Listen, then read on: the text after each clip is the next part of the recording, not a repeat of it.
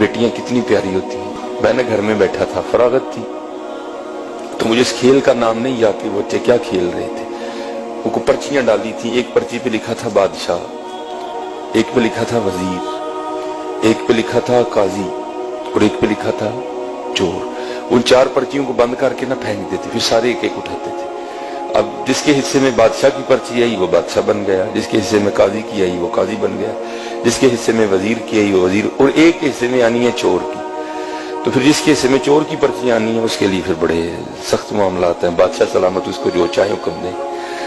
ابھی میرا بڑا بیٹا نے اس نے کیا کیا ہوا ہے, اس نے پرچی کو نا تھوڑا سا پھاڑ دیا ہے بادشاہ والی کو. تو بیٹیوں کو نہیں پتا چل رہا کہ بڑا بھائی ہمارے ساتھ کیا کر رہا ہے, تو وہ بار بار بادشاہ بن رہا ہے. وہ بیچاری کبھی کوئی چور بن رہی ہے, کبھی وہ کسی کو کہہ رہا ہے میری جوتی پالش کرو, کسی کو کہہ رہا ہے. میں بیٹھا دیکھ رہا ہوں سارا. میں نے کہا یار ایک ہی کرنا ہے. میں نے کہا جی مجھے بھی کھلاؤ. ایک کو ڈراپ کر دیا, تو پھر وہی والا کام میں نے کیا. میں نے پرچی تو نہیں پھاڑی, لیکن میں نے بادشاہ والی پرچی پہ نا پین سے نشان لگا دیا. اب 2-4 بار بادشاہ بن کے میں نے اسے خوب کام کروایا. تو میں نے کہا چل یار ہوں بچیاں بھی بادشاہ بنائیے. تو میں نے اپنی بڑی بیٹی کو کہا کہ یہ جس پہ نشان لگا نا تو نے یہ پرچی اٹھانی ہے. اب بادشاہ والی اس نے اٹھا لی, تو میرے حصے میں آ گئی چور والی پرچی.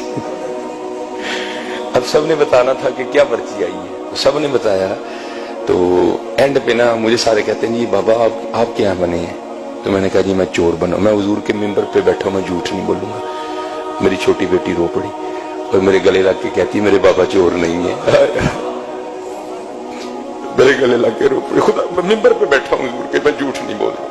حالانکہ میں ایسی باتیں نہیں سناتا, یہ آپ کی دلجوئی کے لیے سنا رہا ہوں کہ بیٹیوں کے لیے کبھی ایسا فکرہ نہیں بولوں. یہ رحمت ہوتی ہے. میں ممبر پہ بیٹھا کہہ رہا ہوں, میرا اللہ گواہ اس بات کا.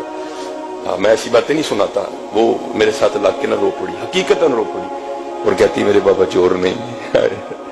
یہ رحمت ہے, بیٹیوں سے محبت کروا دیں.